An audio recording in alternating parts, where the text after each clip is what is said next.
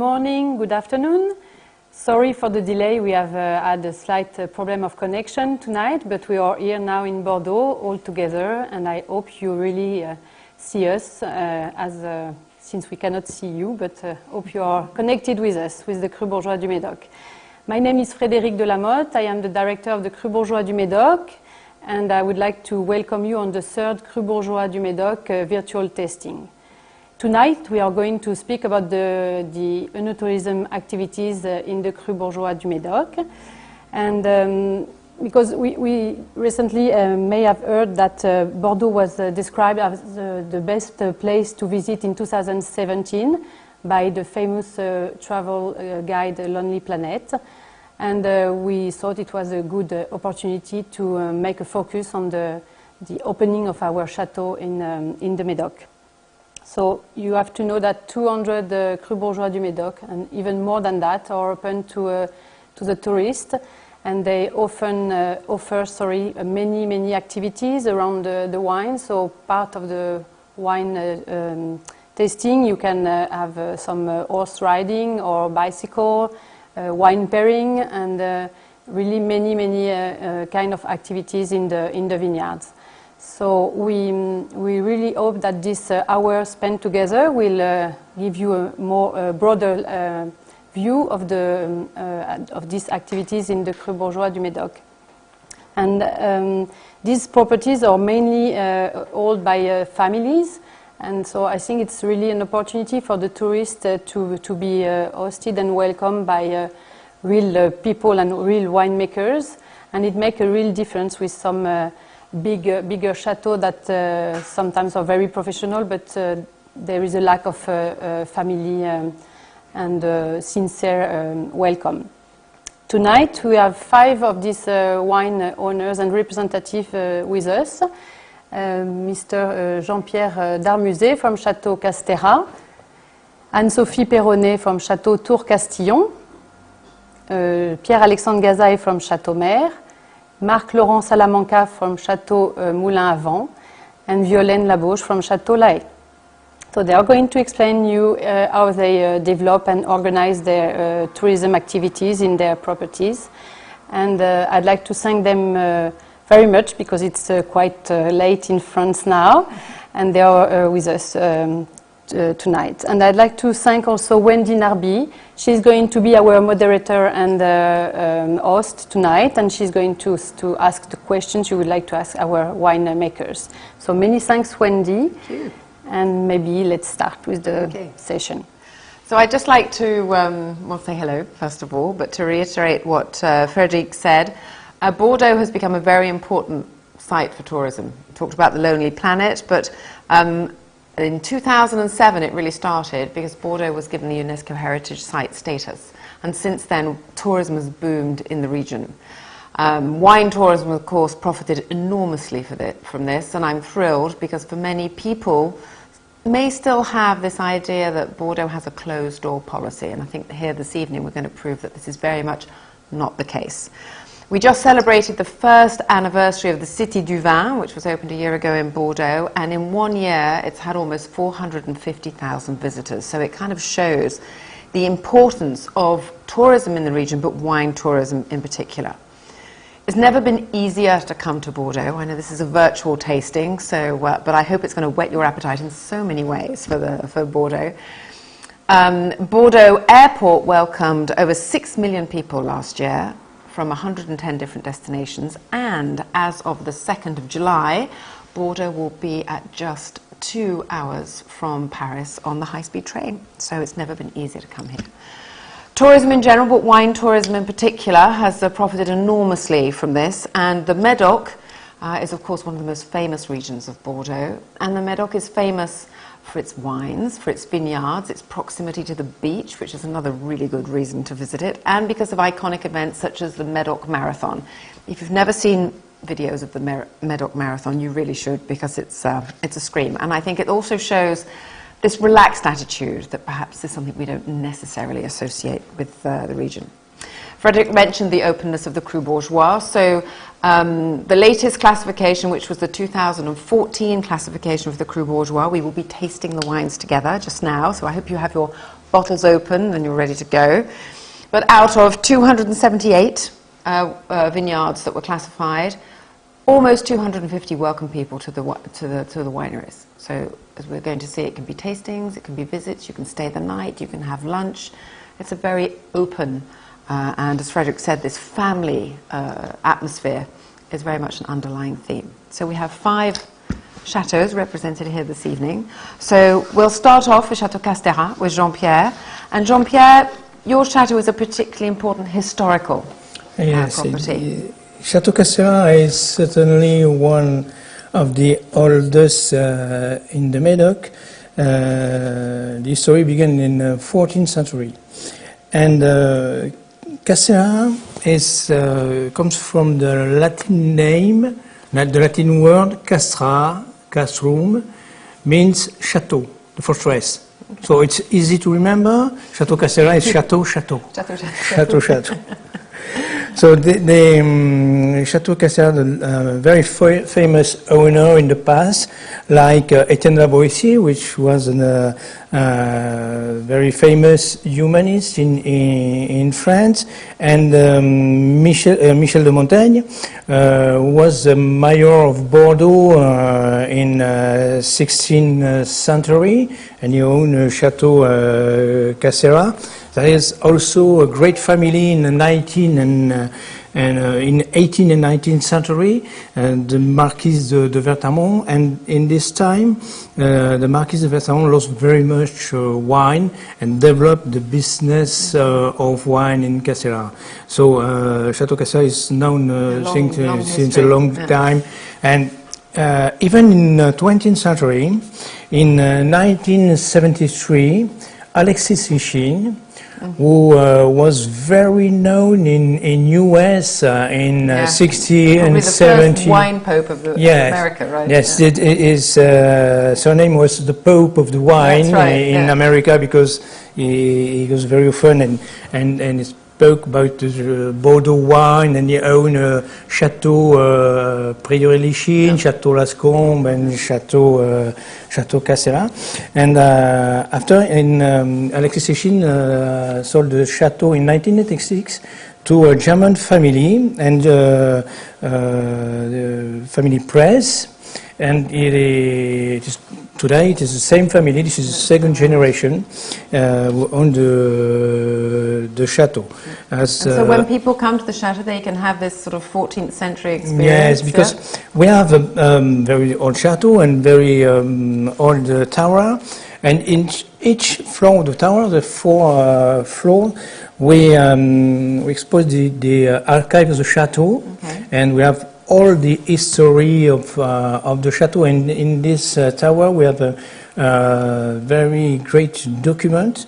I'll call it the first invoice of Casterat. It's not really an invoice, but this is an act of sale to Antoinette de Montaigne, of sale of wine, and we have the price of the wine, and it is 31 livres tournois. Because in this time it's like a pound, and the livre tournois is around $35. And so that was for the price of a barrel, right? Not just a bottle. Yes, the price. Because one of the things about Crus Bourgeois is they're affordable, right? Wine. So we don't want people to think that was the price of a bottle, on the contrary. And we are very on the way of wine tourism, because in the north of Médoc we have 3 colors in the Médoc. We have the blue Médoc for the beach, the green Médoc for forest. We have a big forest of pine, and the red for the wine. And people like to go to the beach, to the forest, and to the wine. And we have 3 types of visits. The discovery visit, the first one, the historical visit, the second one, and premium visit, the third one. Okay, perfect. Well, talking of premium, shall we taste the wine? So 2014, so this is the last Crus Bourgeois that was classified. 2014 is it's a lovely vintage. It's a lovely vintage in Bordeaux, following the 2013, which is a little bit more tricky, the 2013. So this was like a breath of fresh air for the winemakers in 2014. So talk us through your 2014. I love this word. It's really a lovely vintage. It's not an exceptional vintage, but a lovely vintage. And Casera, we have a particularity. We have 4 grapes. Okay. Cabernet Sauvignon, Merlot, Cabernet Franc and Petit Verdot. And as you know, the Médoc is the kingdom of Cabernet Sauvignon. Yes. We have 70-75% of Cabernet Sauvignon. But in Casera, we are in the heart of the Médoc, just a few miles over Saint-Estèphe. And the area, we have a limestone and clay soil. Okay. So we have a lot of Merlot. A lot of Merlot, so okay. We have 65% of Merlot, and for this 2014 with beautiful red color. And the color is glittering and limpid. And in I don't know if we smell the it's characterized by the Merlot with strawberry and cherry with a slice of wood.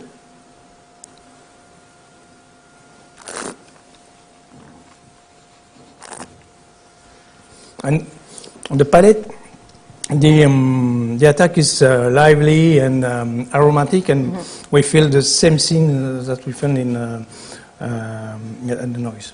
Okay, it's very interesting because Jean-Pierre is a sommelier, so it's great to have those insights. It makes it very interesting. And I think what is perhaps unexpected for a lot of people with these wines of the Médoc is we don't expect to have such a high percentage of Merlot. And this Merlot that makes these wines very approachable. And easy drinking and easy to drink relatively young, because 2014 was only bottled a year ago. Yes. And it is surprisingly accessible already. So thank you very much, Jean-Pierre. Anne-Sophie, so Anne-Sophie, your speciality at the property is hiking, I understand. Yeah. So we are also in Médoc, like Jean-Pierre, but we are in Saint-Christoli, a little city close to the estuary. And every summer we offer to the tourists hiking in the vineyards. So we made the hiking and we explain to the tourists the story of the appellation of Médoc, the story of the family Peyreuse, which is who is the owner of Châteaux Tour today, and also the vegetative cycle of the vines. So clients can ask to us the question about the vines and about the wine, and we can share with us every time and our passion. Okay. Every day. I think the agricultural side is really quite interesting as well, because it's something that people seem to be very interested to learn about. The ecological importance, the agricultural process, and we'll talk about this move towards organic agriculture. So when they are walking through the vines, how long is this hike? How long does it take? So this hike is around 1 hour.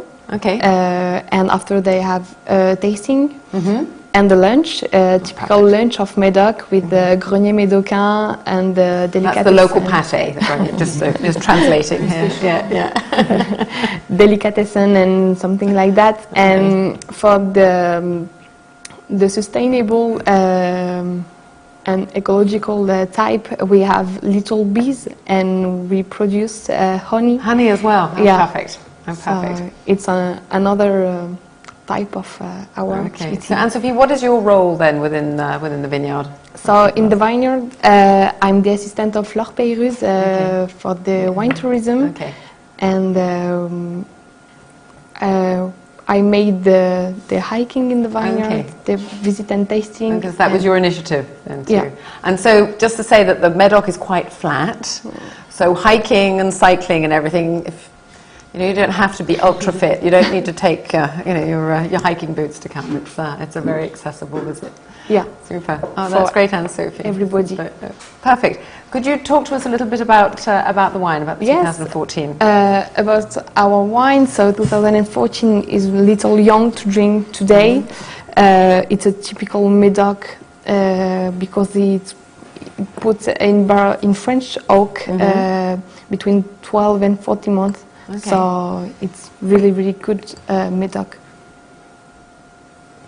You can pick up, but the oak is very well integrated. It doesn't scream oak at you. The fruit is very present.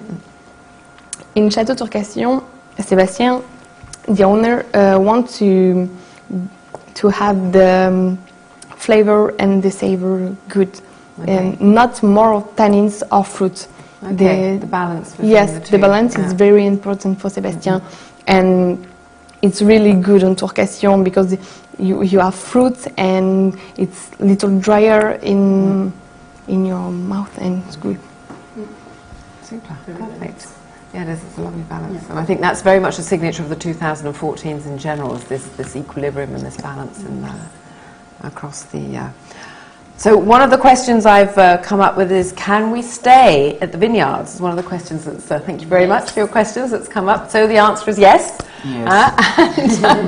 Pierre-Alexandre, perhaps you can explain to us about the hospitality. I can say yes, you can stay at the Chateau, and you are very welcome.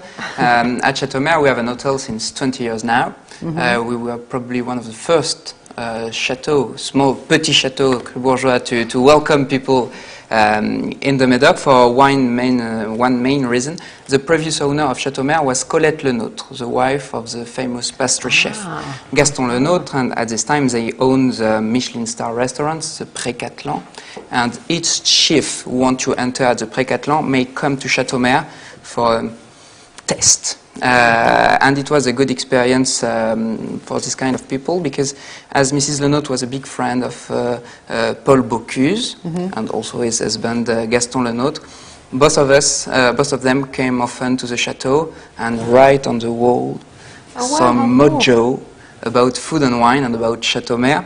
So Château can you still see that today? Yeah, it's still there? Of course. Cool. We keep it. We preserve it as much as we can, and it's a very big symbol for us at Château, because Château is a Crus Bourgeois, and it's our guideline. It's the most important things for us, but we would like to be a welcome Crus Bourgeois.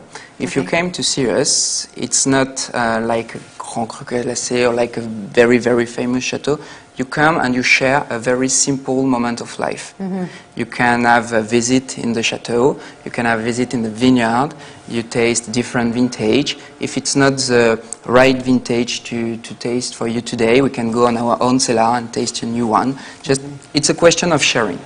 Okay. And the other specificity of Château, after being a Crus Bourgeois, since 2008 we stopped to use chemical product in the vineyard, and we were the first organic Crus Bourgeois on Médoc appellation.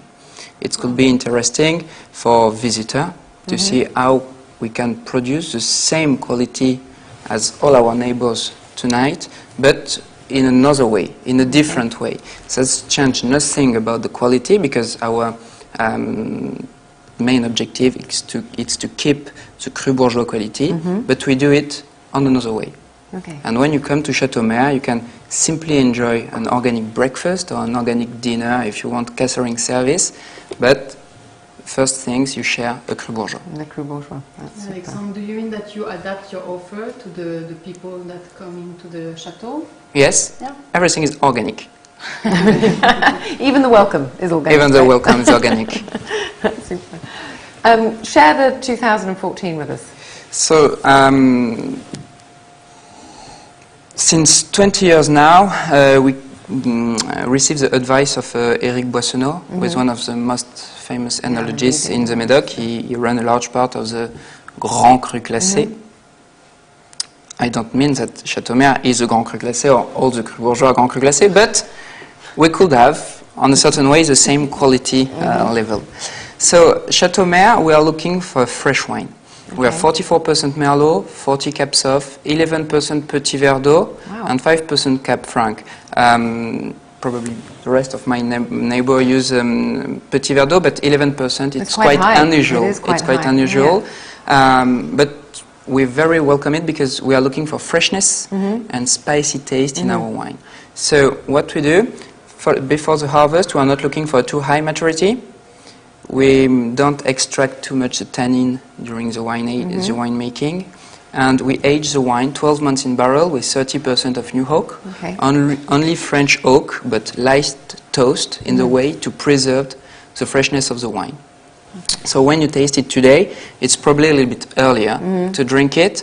But as we have a lot of Merlot and Petit Verdot, you can drink it easily. But in my opinion, in 2 or 3 years, it will be the perfect time to drink it, and you can come to Châteaux and enjoy it with a barbecue. That will be perfect. Perfect. So we'll try it now, and then we'll come to Châteaux in 3 years' time, and we can make the comparison. Super. That's lovely. Thank you very much. Thank you, Alexandre.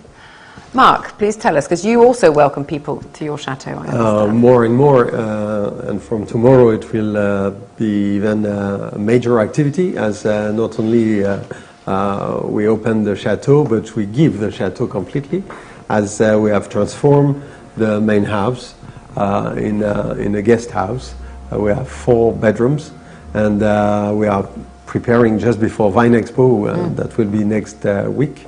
We are preparing everything so that it's ready to host.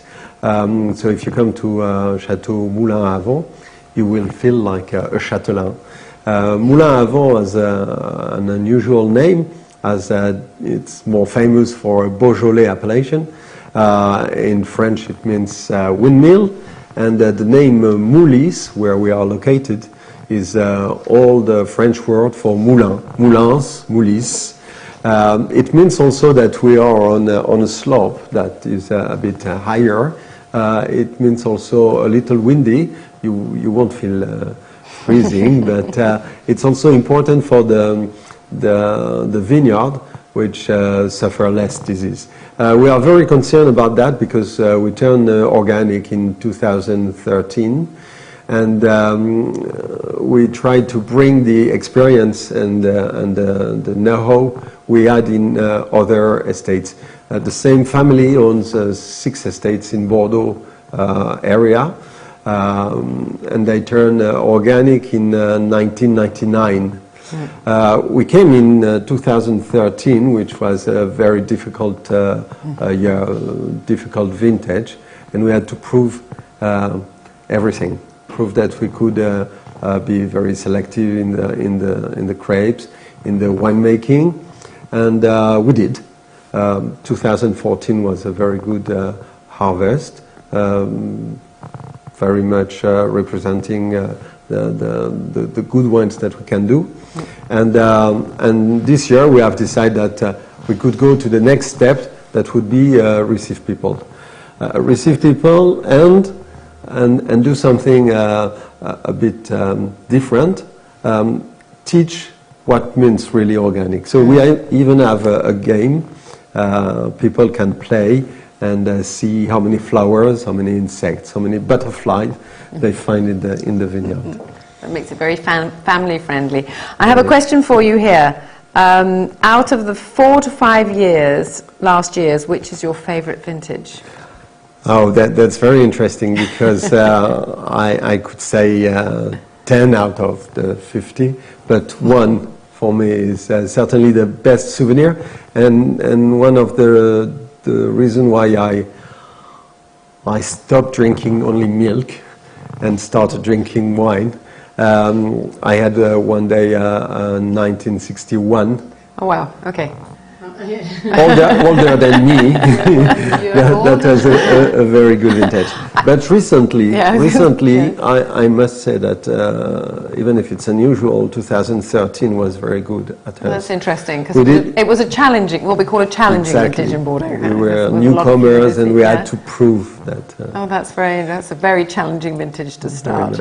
So just a reminder for those, if you're looking at the map of the Médoc, you'll see that the Médoc is surrounded by water, right? So you have the ocean on one side and the estuary on the other side. And you were saying earlier, this windy because mildew are big problems in Bordeaux in general. So to have this sea breeze that comes across the Médoc is a big advantage. It's a big part of the microclimate of the Médoc region. I also have another question here that's the visitors that you have in your chateaus, what's the balance between tourists from abroad compared to people from France? Is there perhaps with Châteaux, it's 80% foreigners. 80% foreigners, that's interesting. I'm sure the hotel plays a role. And do you have a lot of French or? We have a lot of French. I think 50-50. We have a lot of German and some American people and English. Okay. But it's 50-50 because we are in north of the Médoc. And the season is very important because of the beach. That's right. Get a lot of people. Great beaches down the Médoc. Beach. I have to say, and great beaches. when the weather is not so good, they come to visit the chateau. Okay, super. There's a few questions coming up here. Why are so many people going towards organic? Why do you feel that there is this desire to go towards organic agriculture? Perhaps Mark, you can. Certainly, I'm winemaking and I'm doing the treatments, and I'm very much concerned about the difficulty. It's a hard work. It's very nice winemaking and wine growing, but it can be very hard.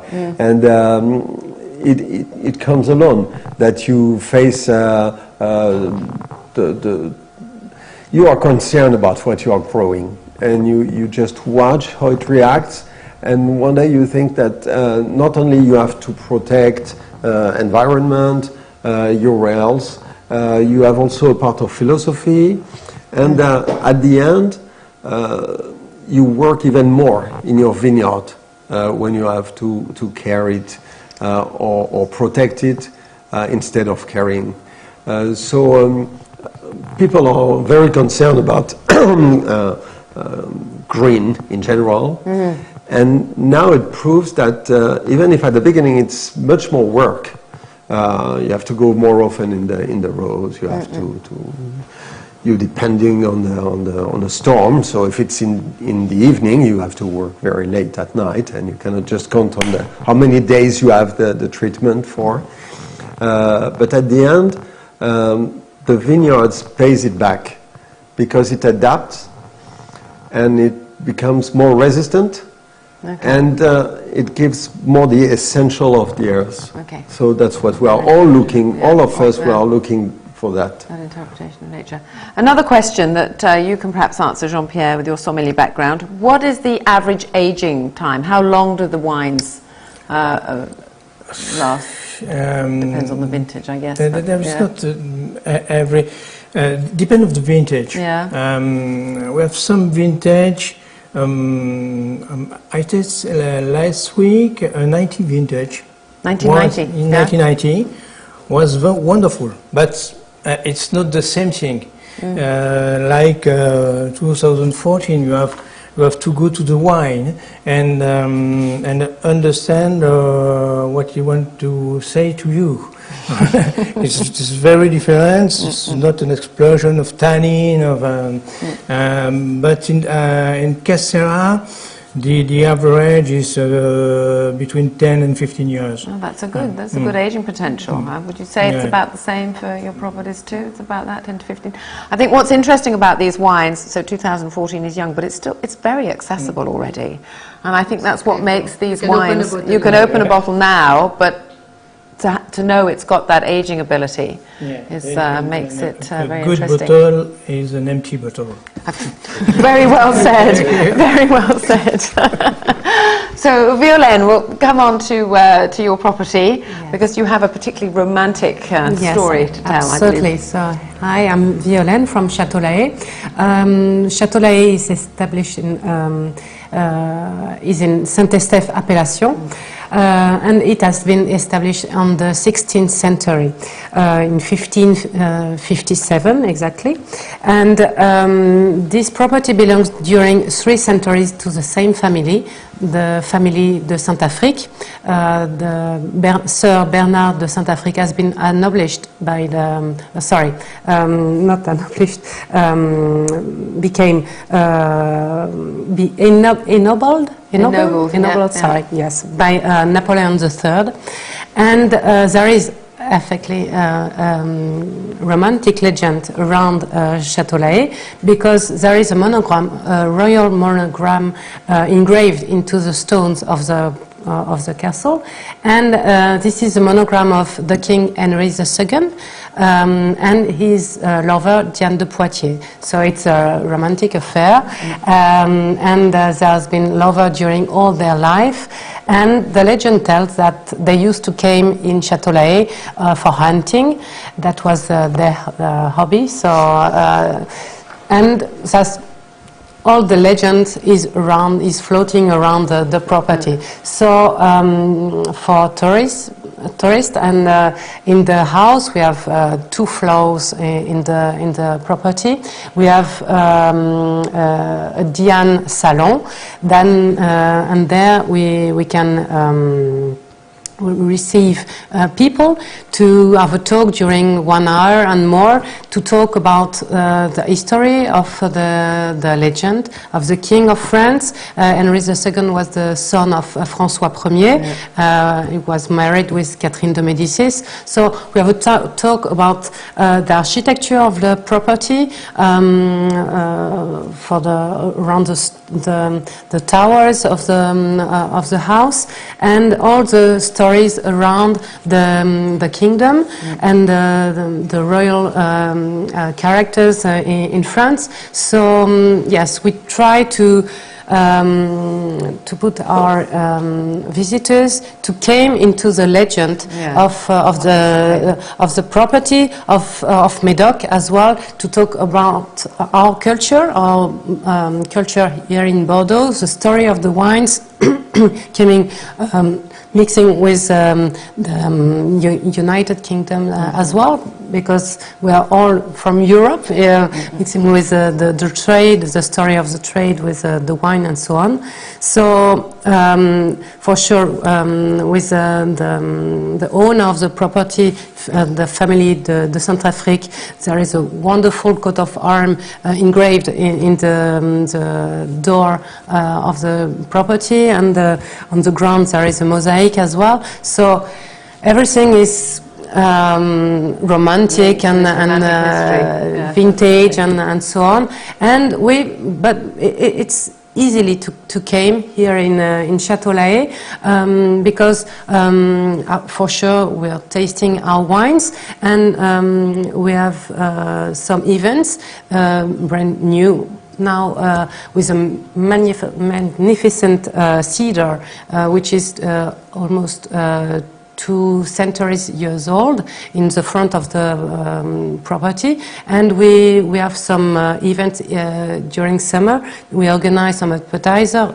We call them rendezvous sous le cèdre, each Thursday evening, to have 2 glasses of wine and pairing food with cheese and sausage and pâté and so on, local. So we really welcome people easily to came to demystify, in fact, the castle. Is one of the things. One of the questions that came up was, what is this misconceptions about Bordeaux? And I think one of the misconceptions about Bordeaux is the wines are always expensive, and this is very much not the case for these wines, and also the fact that they are inaccessible. Exactly. And as we can see by the conversations we're having, that is absolutely not the case. So that's very much a demystification, that you can actually visit. I think what's also very interesting in listening to you all is that each welcome is different. Everybody has a different story to tell.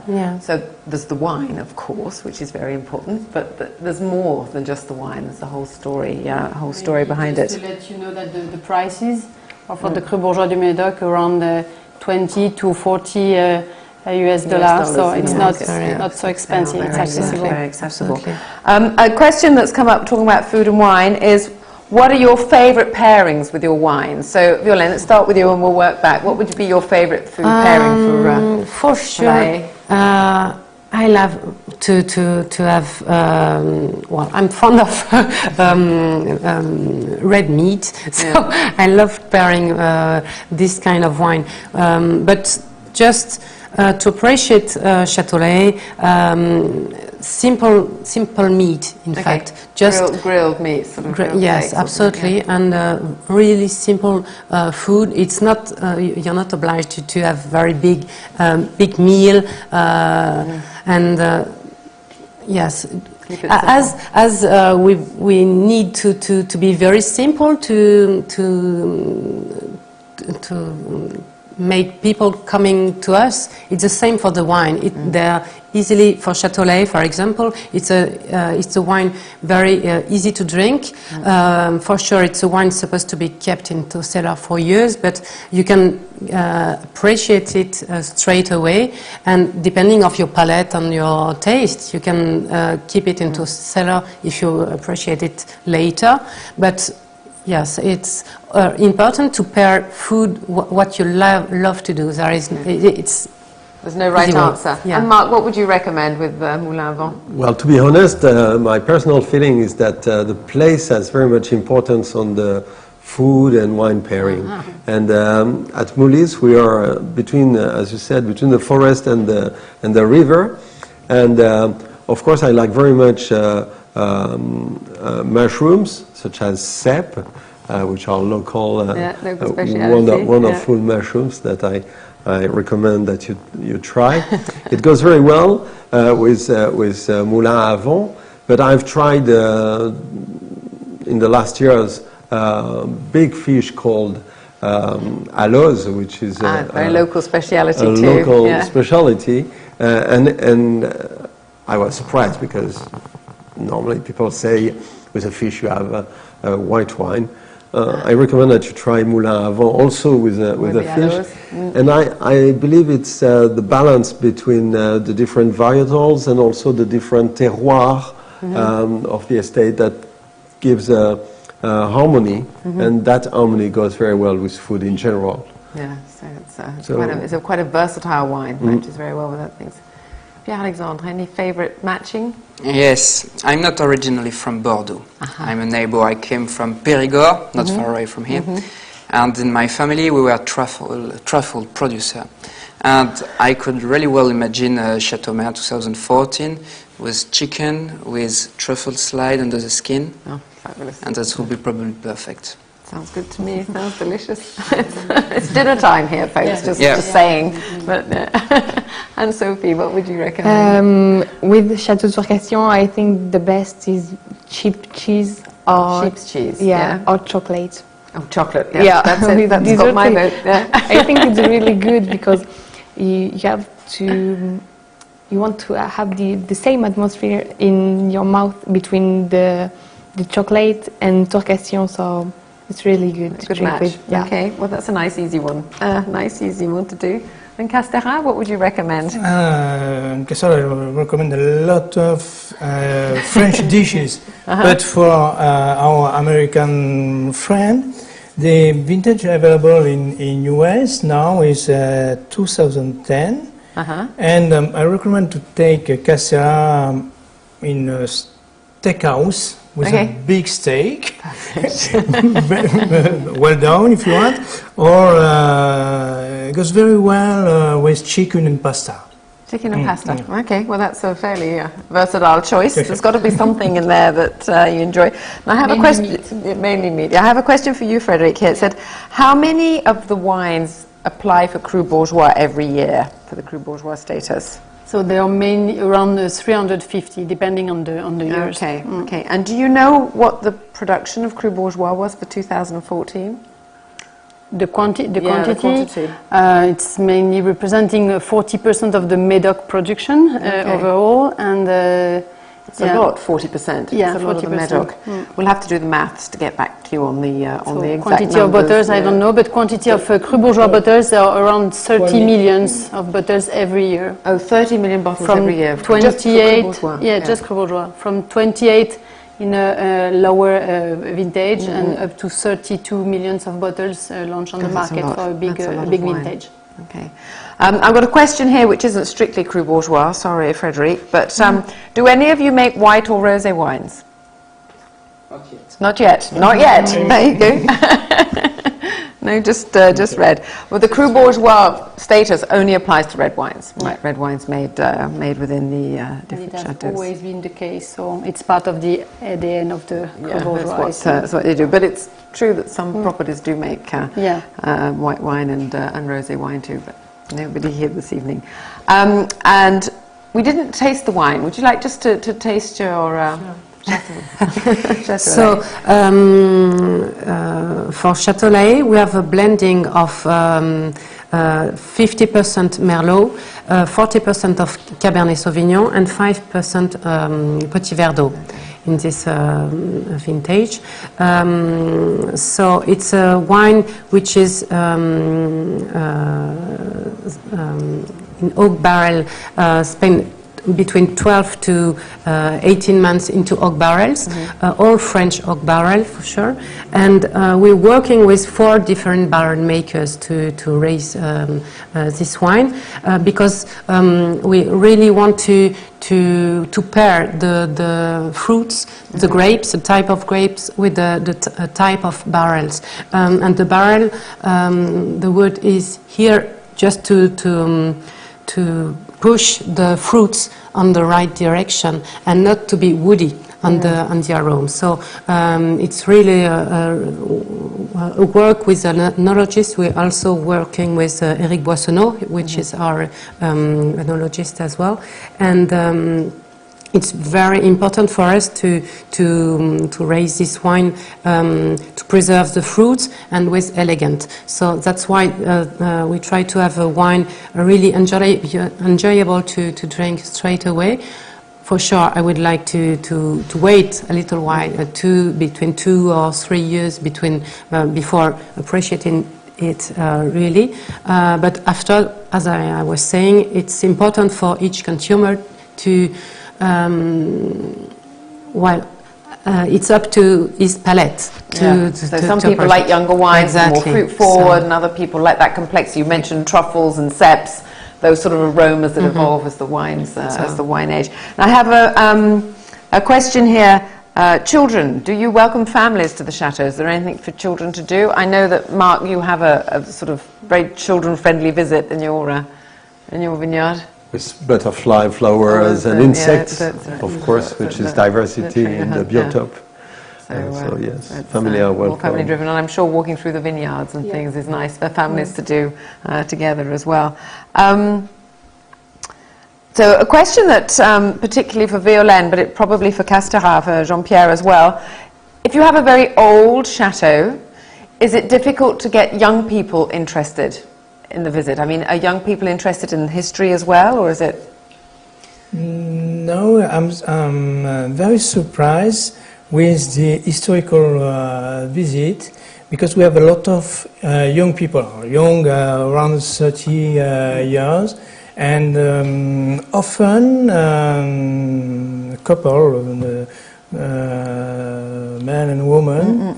And we have a lot of younger people. Yes. Do you find that too? Young people interested in history as well? It's very important. We have a lot of young couple, young people visiting our vineyards, and that's as well a reason that I'm here today, because even if we have old chateau with historic and so on, we are connected to people. We try to work into digital communication and so on, and it's important for us, and it's not an antagonism to be authentic story, historic property, and to be modern on the way to working into the vineyards and to be connected to the world and so on. So you can be very traditional with a long history and be accessible to the modern world as well. Another question for Frédéric. They're coming in thick and fast now. What's the biggest market for Crus Bourgeois?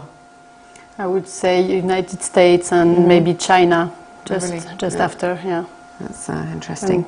And talking about production, what are the production for the different properties? How many bottles do you make every year? We make around 4,000 bottles, 400,000 bottles 400,000 in general, but for Casera, 200,000 bottles. 200 bottles, For 200,000 Crus bottles Bourgeois. for Crus Bourgeois Castéra. And then Sophie, do you know? In Tourcation, Château Tourcation, it's 26,000 bottles. 26,000. And in general, I don't know really the quantity, no. Okay, but for the Tour Castéra, Yeah, Crus Bourgeois, Tourcation, 26,000. 80,000 bottles for us. 80,000 bottles. Yeah, same, About 80,000. 80,000? Around 60,000 bottles. 60,000, so no, it's not it's sizable production. Organic, talking about our two organic producers that we have here this evening. What is the biggest market? So is it a younger clientele that comes towards organic? What would be the... In general, women are very much interested. Oh, that's interesting. Yeah, Women are and I more like that sensitive, because it brings fresh air to wine consumption. Also because it's a general concern about life. If it's good for me, if it's good for nature, it's good for me. That's also a nice association. Perhaps also it gives something new, even in the winemaking. It obliges you to reconsider many things. So it gives a fresh approach for new consumers. So new consumers perhaps who aren't traditional wine consumers, or... I believe wine amateur, people who really like great wines, and of course Crus Bourgeois in Bordeaux is a reference. They consider the wine first. If you are not used to, you discover, and being organic is definitely one of the reasons why you put interest to something that you discover. Pierre-Alexandre, would you... Yeah, I would like to add that, first of all, we are Crus Bourgeois. So we are looking for quality. Organic is just a different way to reach this quality. So I could confirm that Mark said, for my market, we have a new kind of customer, because before us, in the Crus Bourgeois, the organic product doesn't exist. So we may create market. So naturally you have a part who is absorbed from the traditional Crus Bourgeois buyer, but you have other point of sales who are daily create, who bring new consumer, not only for organic, it's good for us, they came for that, for organic things, but it's also a good way to bring them to the Crus Bourgeois. To the Crus Bourgeois, yeah. So it's sort of interacting. Yeah, mutually, exactly. Yeah, that's very interesting. Okay, so this is quite a good one, so we're coming towards the end. Your top piece of advice for American visitors to Bordeaux? Do you want to start, Mark? Top. Do not hesitate. Yeah, come, but... Do not hesitate, don't be frightened, do not believe any negative talk that you may hear. It's all wrong. Come and see us and you will go back and say, oh, it was wonderful. Because before you may think, perhaps the reputation, no, that's from the past. Before. Yeah, from the past. But if you had one thing, so if an American had one thing they should really not miss, apart from Château Castéra, Jean-Pierre, what would you do? We have a lot of American people comes to the chateau, generally professional, because we have a lot of importer in US, and they never remember Médoc. When he came to the Médoc and to the chateau, because we have a special reception for our friend in the cuisine of the chateau, the cuisine of the kitchen of Middle Age, with a wow. big steak in the chimney. And I'm hearing steak a lot from this group, right? There's a bunch of carnivores. Cook on the wood of the vines. Oh, that's, so yeah, the steak on the vine clippings. That's a very good specialty. And American people love that. Yeah. Perfect. And Sophie, you love it too. And Sophie, one thing not to miss for Americans in Bordeaux? In Bordeaux or in Tourné? Wherever. In Tourné, they can't miss the concert. Concerts? Yeah, every Thursday in summer. It's really good, with good atmosphere, good musician, and it's really good moment of party. So because we love party. So the party, not to miss the good party. wine and good party, so it's really good. Okay, perfect. The only things that you can't miss for me in Bordeaux, it's not technical things. It's because you can love the forest, you can love the wine, you can love the ocean, you can love the historical building, but if you love a share of love and friendship, you may come to see us at the Crus Bourgeois. It's the only things. You can have a lot of visit of blah blah blah. You can do a lot of things during your trip in Bordeaux. You can visit the city center, you can go to visit the vineyard, you can enjoy concert, you can have lunch under a tree. But on each case, in Bordeaux, you will share a glass of wine. If it's a glass of Crus Bourgeois, it's better for everybody. I agree. But sharing a glass of wine is sharing friendship. Okay. And it's probably the biggest souvenir that you can bring at home. Because when we speak about what is the best bottle that you drink, we never care about the wine. We always care about people and the place. And I think for that, Bordeaux, it's a very fantastic place to visit. Yeah. Well, that's very good advice. Thank you. And another question for Frederic. What states or large cities were you most likely to, or find most Crus Bourgeois?